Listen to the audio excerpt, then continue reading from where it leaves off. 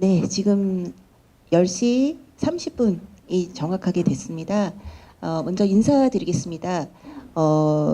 오늘 통합 건강을 위한 웰니스 코칭 세미나라고 하는 저희 통합 건강관리 학과 주간에 인파워먼트 특강을 열게 돼서 무척 기쁩니다.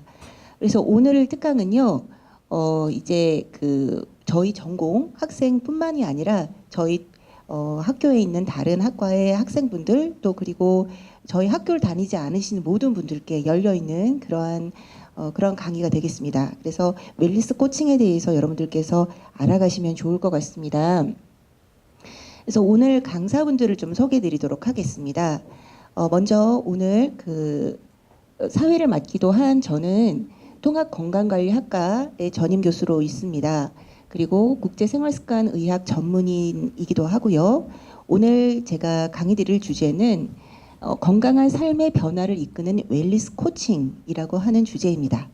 그리고 이어서 저희 학교 통합건강관리학과 특임 교수로 계시는 정양수 교수님께서 정양수 교수님께서는 가장의학과 전문의이시고 현재 강동병원 통합 웰니스 센터의 원장님이십니다. 저희 학과 전공생이시라면 자연치유 시기라고 하는 교과목을 통해서 여러분 익히 또 배우고 접하셨을 그런 교수님이신데요. 오늘 강의 주제는 만성질환 관리를 위한 웰니스 코칭 기법입니다. 그리고 세 번째 지금 소개드릴 분은 경기대학교 대체의학대학원 대체의학과 교수님으로 계시는 류승원 교수님이십니다. 교수님 요번에 특별히 저희 학과 특강에 이렇게 초청을 하게 됐는데요. 교수님께서는 국제 코치 연맹 프로페셔널 코치이시기도 하고요. 또 경기대학교에서 마인드풀리스와 또 코칭을 중심으로 교과목을 운영하고 계시기도 합니다. 오늘 강의해 주실 주제는 웰니스 코칭의 핵심 동력, 마음 챙김, 실존 지능, 메타인지라고 하는 용어가 조금 다소 생소하신 분도 계신 텐데 오늘 좀 경청해서 들어봐 주셨으면 좋겠습니다. 그래서 오늘 제가 사회를 맡아서 다시 한번 좀 인사를 드리겠습니다. 잘 부탁드립니다. 그래서 웰니스 코칭이라고 하는 거는 하나의 이제 교과목으로서의 의미도 있지만 여러분들께서 앞으로 의료인이시던 혹은 비의료인이시던 이제부터는 이제 의료를 넘어서 돌봄까지 합해지는 케어가 중요하게 되는 시대잖아요. 그렇기 때문에 어떤 영역에서도 모두 이러한 코칭 그리고 웰니스 코칭이라고 하는 것들이 필요해지는 그런 시대가 됩니다. 그래서 여러분들이 어떤 업에 계시든 건강 관련한 분야하고 접목하실 수 있는 그런 직업군하고 연결될 수 있는 부분이라는 점에서 의미가 있다고 생각을 합니다. 저희 학교 지금 저희 학과와 관련해 가지고 좀 소개를 드리면 새롭게 웰니스 건강대학이라는 단과대학이 2025년부터 생깁니다. 그리고 그 아래 통합건강관리학과와 또 이번에 신설되는 요가 명상학과가 생기거든요. 이제 그러면서 이제 통합 건강 관리가 말 그대로 통합 건강 관리이기 때문에 신체적, 정신적, 사회적 뭐 이런 것들을 다 아우르고 있는 과가 맞습니다. 맞는데 거기서 이제 심신 부분을 조금 더 이렇게 확장시켜서 요가 명상학과를 만들게 된 거다고 이렇게 이해를 해주시면 될 것 같습니다. 이제 그러면서 통합 건강 관리학과 나름의 또 특색을 조금 더 모색을 해야 될 필요가 있는데 거기서 지금 저희가 식이요법이라든가 그러니까 섭생 부분이죠. 왜냐하면은 여러분 지금 생활습관의학 제가 이제 교과목에서 강의를 드리면서도 가장 강조를 많이 드렸던 부분이 영양 부분이거든요. 우리가 가장 이제 우리의 어떤 건강하고 밀접하게 영향이 있으면서 실천하기 좋은 이제 그러한 부분일 수 있을 것 같습니다. 그래서 그런 부분 좀 더 강조를 하고 더불어서 웰니스 코칭 부분. 웰니스 코칭 부분을 여러분들께 이렇게 강의를 드리고 관련된 교과목을 대거 좀 새롭게 개편해서 추가를 하게 됩니다. 그래서 이 통합건강 웰니스 코칭 교과과정 관련된 교과과정이 생기고 지금 현재 민간 자격증을 신청해 놓은 상황입니다. 그래서 빠르면 올해부터 이제 민간 자격증을 취득하실 수가 있게 되는데 그것은 이러한 교과목을 수강하심으로 인해서 그러니까 다른 시험 없이 우리 학교 학생분이시라면 취득할 수 있는 조건이 되게 됩니다. 그 내용을 보면 이제 여러분들께서 많이 배우셨던 통합의학에 대한 부분, 그리고 새롭게 올해부터 들어갔던 생활습관의학 부분, 더불어서 그것을 다른 사람들을 위해서 지원할 수 있는 코칭 부분이 새롭게 들어가게 됩니다. 그래서 이 세 개 영역이 아우러져서 통합 건강 웰리스 코칭이라고 하는 이름의 이제 민간 자격증으로 개발이 될 예정입니다. 그래서 이제 거기에 들어가게 될 교과목들이 지금 보시는 것 같이 통합의료 개론, 생활습관 관리학, 건강행동 이론, 만성질환과 생활습관, 통합 건강 웰리스 코칭, 이제 이런 것들입니다. 그래서 여러분들께서 그 중에 통합의료 개론은 원래 아마 학습하셨을 거고요. 저희 학과 학생이시라면. 그리고 생활습관 관리학을 이제 생활습관 의학이 좀 의료인 위주로 되어 있다면 우리는 이제 모든 비의료인을 포괄해서 학습하실 수 있는 형태로 생활습관 관리학을 2024년에 도입을 했었죠. 그리고 이제 그 코칭이라고 하는 새로운 컨셉을 넣으면서 이제 이러한 생활 습관들이 굉장히 좋은 건 알겠는데 어떻게 행동을 변화시켜야 되지? 라고 하는 것에 대해서 이전부터 사람들이 많은 고민을 가지고 만들어 온 이론과 여러 가지 기술과 전략들과 도구들이 있습니다. 그래서 그런 것들을 이제 배워나가는 것이 웰리스 코칭이라고 하는 그런 그 과정이 되겠습니다.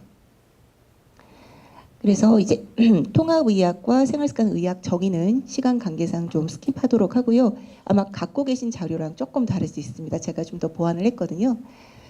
그래서 생활습관의학은 아마 그 지금 이제 교과목으로 수강하고 계시는 분들을 익히 아실 텐데 이 자리를 빌어서 처음으로 들으시는 분들도 계실 수 있어서 간단히 말씀을 드리면 생활습관의학에 우리 건강에 영향을 미치는 6가지 기둥을 얘기를 합니다. 그래서 그 중에서는 뉴트리션, 영양, 신체 활동, 그리고 스트레스 관리, 그리고 수면, 그리고 사람들하고의 관계 혹은 자연이나 애완견하고 이 모든 관계들, 그리고 위험 물질에 대한 회피 이런 것들이 있습니다. 그래서 이러한 영역들에 대해서 이것이 건강에 어떻게 영향을 미치고 질환과의 관계가 어떻게 여태까지 연구 결과 밝혀져 왔는지, 그래서 어떤 식으로 우리가 이런 것들을 프로그램을 설계해야 되는지에 대해서 우리가 이제 개론 정도로 배웠거든요. 이제 그러한 것들이 생활습관의학이었고 그것을 좀 더 확장해서 이제 지금 보시는 것처럼 이것은 대한생활습관의학원의 Paving the Path to Wellness라고 하는 과정에서 이제 가리키고 있는 12가지의 웰니스 관리를 위한 영역입니다.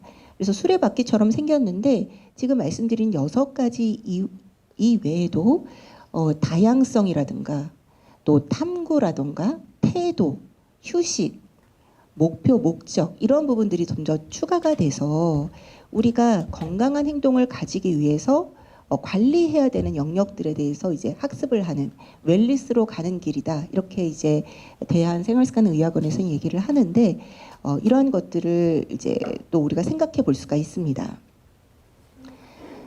자, 이렇게 생활습관의학의 6가지 기둥에 대해서 우리가 이제 저희 학교에서의 교과목을 통해서 이렇게 학습했다라고 한다면 그것은 이제 좋지 않은 습관에서 긍정적인 습관으로 바꿔가기 위한 것이죠. 그리고 이러한 6가지 기둥들이 그러니까 실천했을 때 어떠한 효과가 있는지, 그리고 여기에 문제가 생겼을 때 어떤 질환을 갖게 되는지 이런 여러 가지 연구 결과들을 여러분들과 또 학습을 해왔습니다.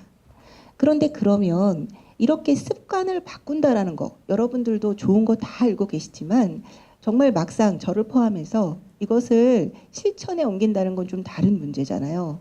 그리고 우리가 여러 가지 이제 거기에 변명으로 들 수 있는 여러 가지 또 명분들도 있고 사회생활도 해야 되고 여러 가지 또 피치 못할 사정들도 있고 이렇습니다. 그러한 것들을 이제 나 스스로를 바꿔내는 거를 넘어서 다른 사람들의 상황을 평가하고 이제 그 사람한테 맞는 방법들로 가이드하기 위한 그 사람이 준비도에 따라 맞는 방법을 가이드하게 한 것들 이제 그러한 것들이 이제 너무 넘어가 버리는데 이제 건강 행동을 변화시키는 여러 가지 전략들이다 이렇게 얘기를 할 수가 있습니다. 그래서 거기에는 이제 여태까지 연구되어 왔던 그러니까 그런 것들은 심리학 기반일 수도 있고 또 행동과학과 같은 그러한 부분들도 들어가고 또 신경과학 같은 그러한 여러 가지 그 학문의 어떤 그 연구 결과들에 입각해서 우리가 이제 입증된 결과들로 만들어진 모델들이 있습니다. 거기에는 가령 건강 믿음 모델이나 계획된 행동 이론, 범위론 모델, 인지행동 치료 뭐 이런 것들이 있습니다. 그리고 또 이런 것들을 사람들하고 설득해 나갈 때 필요한 전략들이 있습니다. 그래서 동기 강화 면담이라 그래서 이거는 영어로는 모티베이셔널 인터뷰잉이라고 표현을 하거든요. 그냥 대화를 나누고 그냥 뭐 건조하게 정보를 주는 걸 넘어서 설득을 하고 그 사람한테 동기를 불어넣어서 변화를 시키는 힘을 그야말로 임파워먼트를 하는 거죠. 그래서 그 사람이 아 그래 나 한번 바뀌어봐야겠어 바뀌고 싶다 이런 마음이 들게끔 하는 그러한 그 면담 방법입니다. 그리고 또 긍정 심리가 있습니다. 저희가 생활습관 의학에서도 학습한 바가 있는데 부정적이고 뭐 장애적 요소나 왜 안 되는지를 분석하기보다는 내가 갖고 있는 강점들, 그 사람의 성향에 맞게 이끌어냄으로 인해서 어떤 부분을 좀 더 활용할 수 있는지를 좀 더 긍정적인 차원에서 고민해보는 긍정심리학 같은 것들도 적용해볼 수 있고요. 또 사회 환경적인 여러 가지 지원들, 이제 개인은 모르지만 웰니스 코치라면 이 지역의 혹은 국가적인 여러 가지 정책이라든가 또 여러 가지 그 지역의 어떤 환경들, 기관들 또 이런 것들을 매칭해서 알려줄 수 있는 정보도 가지고 있어야 되겠죠. 자, 그래서 웰니스 코칭이란 정리를 좀 해보도록 하겠습니다. 이것을 미국에서는요, 그 국가 자격증화해서 지금 이제 실시를 하고 있는데 거기서는 건강 및 웰니스 코칭 이렇게 얘기를 하더라고요. 헬스 앤 웰니스 코칭 이렇게 표현을 합니다. 근데 우리는 일단 웰니스 코칭이라고 하겠습니다. 자, 이러한 코칭은 자신이 가치에 부합하는 자기 주도적이고 지속 가능한 변화를 추구하도록 돕는 파트너의 역할을 한다. 그러니까 기존의 의료하고 가장 큰 차이점이라고 한다면 이거는 의사가 일방적으로 처방하는 것이 아니라 자신이 바뀌어야 되는 거잖아요. 궁극적으로. 그렇기 때문에 자기 주도적이고 그 환자가 의사와 함께 파트너로서의 역할을 한다라고 하는 겁니다. 그리고 삶의 전반적인 웰빙을 향상시키는 데 목적이 있다.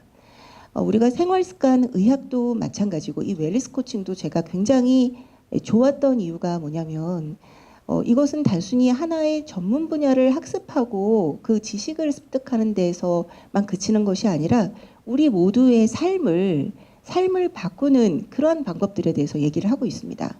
그렇기 때문에 실천이 따르지 않으면 전혀 의미가 없는 그런 분야이고 또 마음만 먹으면 누구나 실천해 볼 수 있는 그러한 분야이기도 합니다. 그래서 공부를 하면서 나의 삶을 되돌아볼 수 있는 그러한 분야라는 부분에서 굉장히 매력적인데 이제 그러한 것들을 도와주는 사람이다라는 거죠. 그리고 각 고객이 자신의 삶에 대해 가장 잘 아는 전문가임을 존중하고 그리고 존중과 비판 없는 태도로 이제 코치가 이제 수행이 되어야 되겠죠.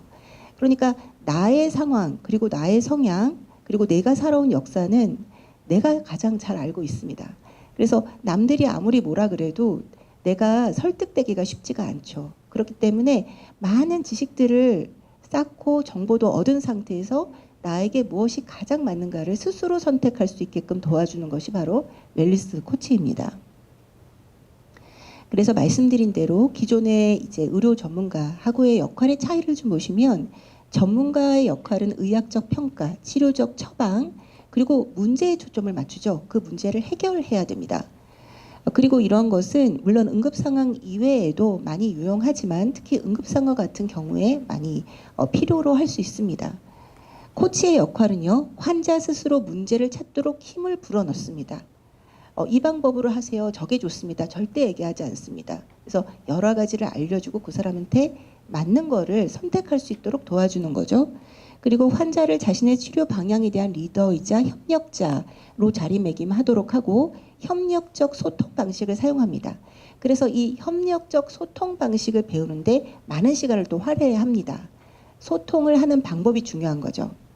그래서 한편으로는 우리가 통합 건강 웰리스이기 때문에 통합 건강 지식 당연히 필요합니다. 통합 건강이나 기초 의학이나 혹은 생활 습관 의학에 대한 지식 없이 웰리스 코치가 될 수 없습니다. 그러한 기본적인 지식은 갖추고 있는 상태에서 상대방을 이제 코치할 수 있는 코치 역량이 하나 더 추가가 되는 거죠. 예, 그렇습니다. 그리고 환자가 자신의 생활 습관과 삶에 대한 전문가로 여기도록 이제 환자의 통찰력에 의존을 하게 됩니다. 이번에는 미국의 상황을 한번 보도록 하겠습니다. 그래서 제가 이제 그 작년에 2024년에 생활습관 의학 교과목을 도입하고 올해 내년이죠. 2025년에 웰리스 코치 관련 교과 과정을 이제 개설을 하게 되면서 이것이 굉장히 그러니까 미국에서도 일어난 지 얼마 그렇게 오래되지 않은 부흥한 지 그렇게 오래되지 않은 따끈따끈한 굉장히 최신 트렌드라고 하는 것을 여러분들께 좀 말씀을 드리고 여러분들께서 굉장히 최신 트렌드를 빨리 지금 도입하고 있는 얼리 어댑터이시다 이렇게 얘기를 좀 드리고 싶습니다. 그래서 한국에서도 생활습관 의학도 그렇고요. 이제 웰리스 코치라고 하는 용어도 꽤나 사용하고 미국에 이런 자격증이 있다는 것도 알고 계신 분들이 좀 이제 생기기 시작하고 이러더라고요. 그래서 이제 미국 같은 경우에는 2012년에 위원회가 설립이 되어서 지금 여기서 국가 자격증화 했다라는 거는 이전에 많은 민간 자격증이 있었겠죠. 있었고 이제 여러 가지 형태, 뭐 신체 활동 중심, 혹은 정신 중심, 혹은 역량 중심의 각각의 웰리스 코치들이 있어 왔을 겁니다. 근데 이러한 것들이 이제 많이 풀이 형성이 되어서 이것을 표준화할 필요가 있겠다. 그래서 웰리스 코치라고 하는 것이 어떤 역량을 갖추어야 되는 사람이고 어떤 역량이 필요하고 무엇을 하기 위한 사람들인지에 대해서 표준화를 했다. 이렇게 좀 생각하시면 될 것 같아요. 그것이 된 게 2017년이고요. 보니까 지금도 계속해서 진화를 하고 있는 것 같습니다. 그래서 미국의 이제 그 코칭 위원회 보드라고 표현을 하는데 거기 들어가면은 여러 가지 이제 이런 것들이 있고 이 코치 기관에서 인증하는 기관들이 있습니다. 우리나라도 한국 코치 협회가 있어서 유사한 형식으로 이제 운영이 되고 있는 것 같고 한데 이제 그 인증을 한 기관에서 교육을 받고 또 실제 코칭에 대한 실습을 몇 시간 이렇게 진행을 한 다음에 시험을 치루어서 이렇게 자격을 따게 되는 그런 형식입니다. 그래서 관련한 자격증 제도들도 이렇게 운영이 되고 있습니다. 그래서 그러한 이제 그 미국의 위원회에서 운영하고 있는 그러니까 표준화한 그러한 교육 내용은 무엇이냐라고 들여다보면은요. 코칭의 구조, 그리고 코칭의 과정, 그리고 건강과 웰리스, 마지막으로 윤리와 법적 문제입니다.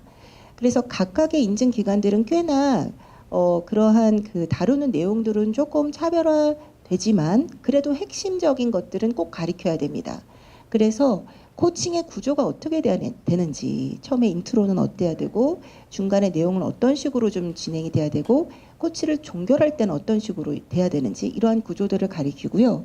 그 다음에 코칭의 과정, 여기서 관계, 소통, 기법 여러 가지 말씀드린 것과 같이 행동 변화를 이끌어내기 위한 이론들과 그 다음에 이제 동기 강화 면담 아까 말씀드린 것 같은 긍정 심리학 뭐 이런 것들 플러스 소통의 방법들에 대해서 가리킵니다.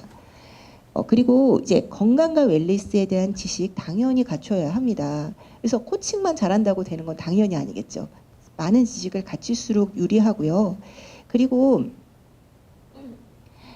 저희 학과는 통합 건강관리를 다루는 학과이기 때문에 모든 영역, 그래서 생활습관 의학의 6가지 기종을 모두 다루는 학과입니다만 여러분들 각각 갖고 있는 장기들이 아마 있으실 거예요.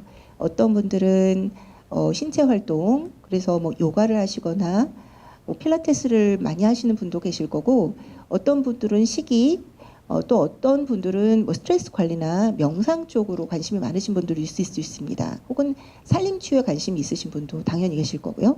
그러니까 그러한 분들이 본인의 영역에서 코칭을 적용할 수가 있는 겁니다. 그래서 반드시 통합 건강관리를 모두 알아야 웰리스 코칭이 될 수 있는 게 아니고 본인의 영역에서의 코치를 이제 하실 수 있는 그러한 역량을 갖출 수 있는 그러한 그 교육 과정이 되겠습니다. 자, 그래서 이제 건강 행동을 변화시키는 영양 요인이 무엇이냐. 그러니까 우리가 상대방의 상태를 이해하기 위해서는요. 그 사람이 단순히 뭐 연령이 어떻고 성별이 어떻고 MBTI가 어떻고 뭐 이런 것들만 중요하진 않습니다. 중요하진 않고 그 사람이 처한 환경, 이 사람들하고 어떤 관계를 갖고 살아가지, 부모님은 어떻고 자녀나 남편하고의 관계는 어떻지, 뭐 이런 것들도 알아야 될 필요가 있겠죠. 그리고 또 그 지역의 상황에 대해서 잘 알 필요가 있습니다.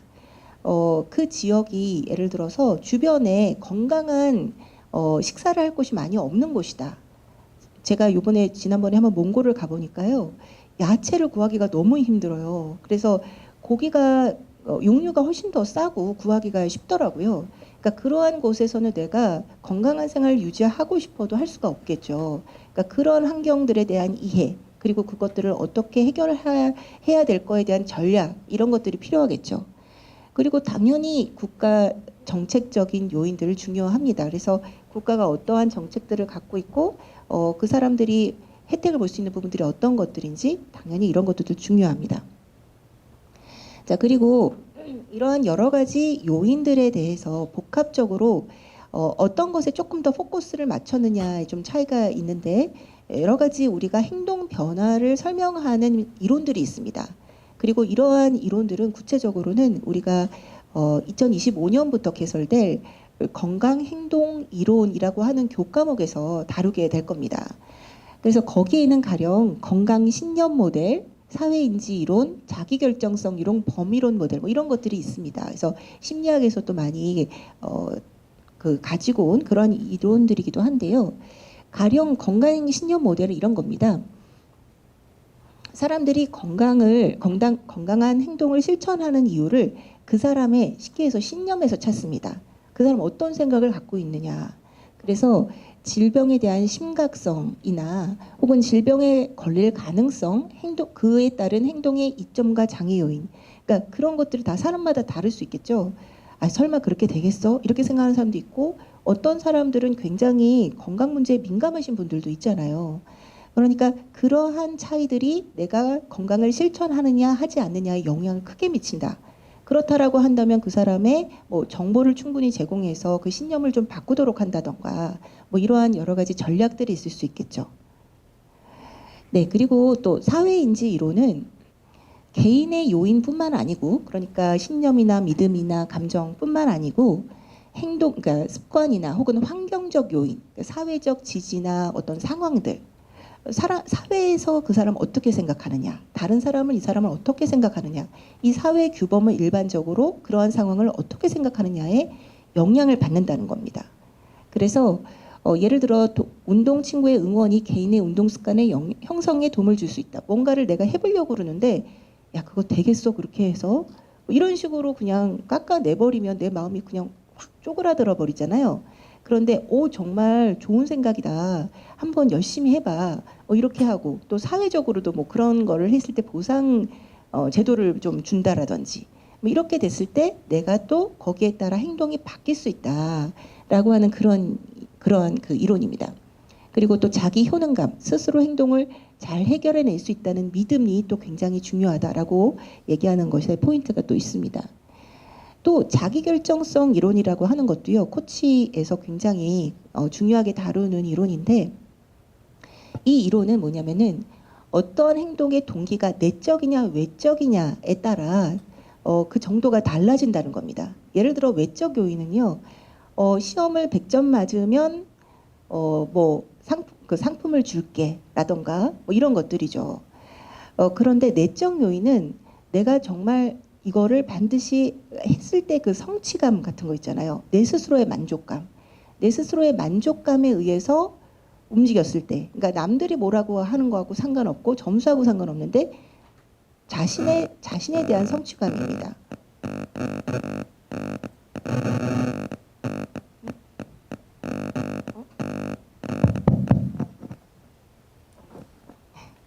그래서 그렇게 내적이냐 외적이냐 그 동기에 따라 물론 두 개 다 효과가 있을 수 있지만 외적 효과는 굉장히 단기적이고 그 정도가 약한 것에 비해서 내적 동기는 굉장히 그 파워가 세다는 겁니다.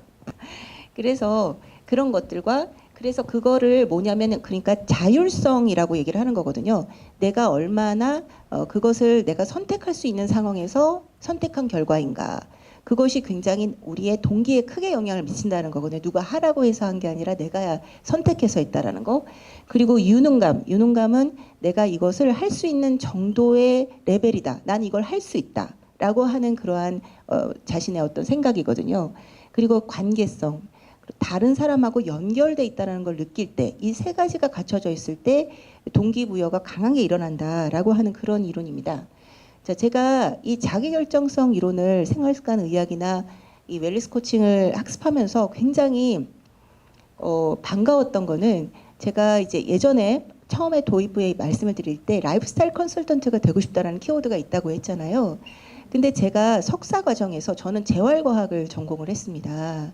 그 당시에는 뭐 생활습관 의학이란 용어도 모르고 라이프스타일 메디슨 전혀 뭐 몰랐는데 제가 이 자기결정성 이론을 적용을 하고 있었어요.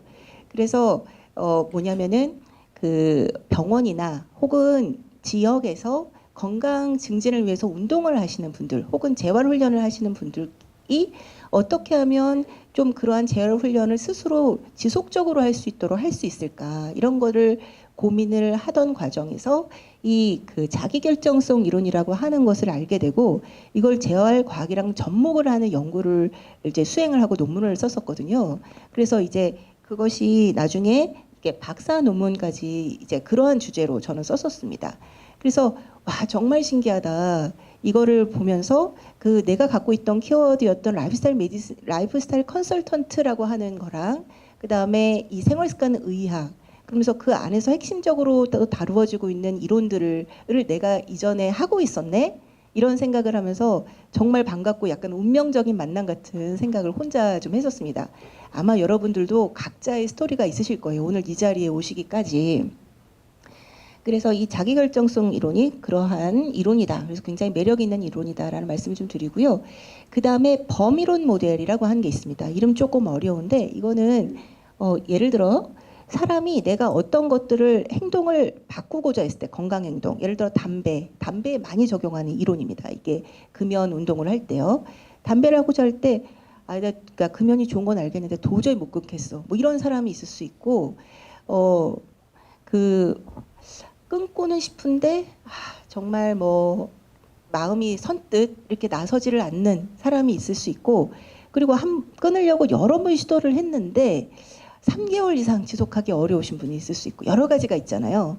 그러니까 그때의 그 사람의 준비도에 따라 들어가줘야 되는 전략은 다르다라는 겁니다. 그래서 모든 사람에게 막 뭐 모든 정보를 다 주면서 이거 정말 좋은 거 아셔야 돼요. 뭐 이번에 바뀌셔야 돼요. 막 이렇게 해도 되지 않는다라는 거죠. 그것이 범이론 모델이라고 하는 것이고 그래서 숙고 전, 숙고 준비, 실행, 유지 단계에서 각각의 전략이 좀 차별화가 돼야 된다. 그래서 우리나라에서 금연 쪽에 많이 캠페인할 때 사용하는 겁니다. 자 그리고 이제 건강행동 변화 전략, 그래서 스마트 골이라고 하는 건 많이 들어보셨을 거예요. 그래서 우리가 구체적으로 그러한 행동 계획들을 세울 때 그러한 목표들이 구체적이고 측정 가능하고 달성 가능한 정도의 수준이어야 되고 또 관련성이 있어야 되고 기한이 정해져 있어야 된다. 이제 이러한 것들을 하면서 내가 막연하게 살을 좀 빼봐야 되겠는데 뭐 이번엔 10kg 뺄 거야. 뭐 좀 제 얘기를 하는 것 같네요. 맨날 그러한 결심을 하지만 쉽지가 않아요. 쉽지가 않은데 좀 더 구체적이고 기한이 있고 달성 가능한 수준을 해야 된다는 거죠. 그러면서 모니터링을 해나가는 수단으로서 또 이런 것들을 학습하시게 되시고요. 그다음 말씀드린 동기 면담입니다. 동기 면담은 앞서서도 말씀을 했지만 이건 단순하게 테크니컬한 부분이라기보다는 여기서 내담자가 스스로 변화를 선택하도록 돕는 예술과 과학이다 이렇게 표현을 했습니다. 그러니까 근거 기반이기도 해야 되지만 예술이라는 거죠. 사람과 사람이 만나서 소통을 하는 가운데 일어나는 정말 그 시너지가 필요한 그러한 내용들입니다. 자, 그래서 동기 면담의 핵심적인 원리들 이제 이러한 것들은 제가 구체적으로 여긴 설명드리지 않고 오늘 이 시간에는 웰니스 코칭이란 이런 것이다라고 하는 것들을 맛보기로서 제가 좀 말씀을 드리고 있습니다. 그리고 인지행동 치료라고 하는 것도 있습니다. 이것은 그 사람이 갖고 있는 생각에 대해서 해석을 같이 해나가는 거예요. 그래서 부정적인 사고와 비효율적인 행동 패턴을 인식하고 수정할 수 있도록 도와주는 거죠. 우리가 생각하는 것 중에 참 왜곡된 것들 많잖아요. 예를 들어 친구 관계에서도 저 사람이 나한테 왜 저렇게 할까? 약간 서운하게 하는데 자꾸 내 눈을 피하는 것 같아. 그래서 어느 순간 자기 스스로 그렇게 판단을 내리고 그 사람을 싫어하기 시작합니다. 나를 싫어하는 것 같으니까 나도 피하게 되고, 근데 사실은 그 사람 나름대로 사정이 있었을 수도 있는 거잖아요. 그러니까 여러 가지 상황에서 우리가 그 상황을 잘못 해석해서 왜곡된 생각을 갖게 되는 경우들이 있습니다. 그래서 그런 것들을, 그 왜곡의 지점들을 같이 확인하고 재분석해주는 그러한 기법들이 바로 인지행동 치료입니다. 자, 그리고 마지막으로 긍정심리학입니다. 그래서 긍정심리학은 생활습관의학에서도 말씀을 드렸는데, 문제에 초점을 맞추기보다는 내부적으로나 외부적으로 잘 되고 있는 부분, 그 사람의 강점과 미덕들을 확인하고 그것을 끌어내주는 방법으로 하는 겁니다. 그래서 정말 잘하고 계세요. 역시 뭐 누구님은, 은영님은, 예를 들어 은영님은 정말 리더십이 있으신 것 같아요. 뭐 이런 식으로 좀 칭찬을 해주면서 그 사람에게 맞는 방식으로 접근을 하는 거죠. 그래서 그러한 것에 페르마 모델이라고 해서 긍정적인 감정, 몰입, 관계, 의미, 성취, 이러한 것들을 각각 무엇을 의미하고 어떻게 적용해 나갈지를 가이드하는 그런 과정이 되겠습니다. 네, 그래서 오늘 제가 한 30분 정도 걸쳐서 이 웰니스 코칭이라고 하는 거를 앞으로 이제 내년부터 주요한 저희 교과 과정으로 도입하는 데 있어서 이제 이러한 의미를 가지고 도입을 하게 됐습니다라고 하는 개론으로서 여러분들께 좀 소개를 드렸습니다. 그래서 제 강의는 여기서 마치도록 하겠습니다. 감사합니다.